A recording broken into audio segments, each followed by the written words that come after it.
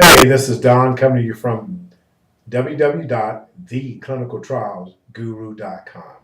Hey, listen, we had another question sent to us, and that question is, what happens to my private information?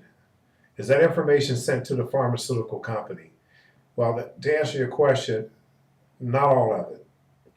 The only information that the clinical site sends to the pharmaceutical company is your initials and your date of birth.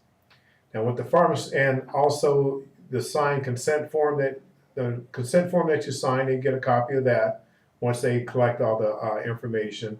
The doctor's progress notes, lab reports, EKG reports, um, any information that's built in your chart, any testing that you've done, all the information necessary for that pharmaceutical company to build their case to see if this medication that they're testing is is a good medication, and to hand that over to the FDA for approval or disapproval. What we do is that we hang on to all that information, your address, your phone number, all that information, we hang on to it.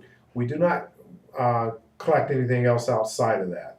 Some sites collect social security numbers and some sites don't. The reason they collect social security numbers is because a lot of times after a certain amount of dollars that have been paid out, they're required to report it to the IRS, if I'm correct. And that's what I'm told. So they may collect your Social Security number. There's some sites that don't collect Social Security numbers, but all your personal information is kept at that clinical site.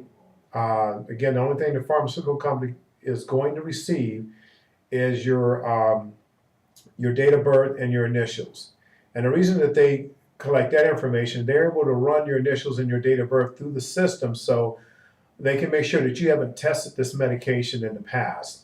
Because it's actually, the data is not good to them if you somebody that keeps testing the same medication over and over again. They've already collected that information, so it's kind of superfluous or redundant for them to do that over.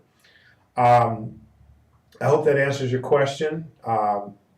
Good question. Keep the questions coming. Again, this is Don from www.theclinicaltrialsguru.com signing off until next time.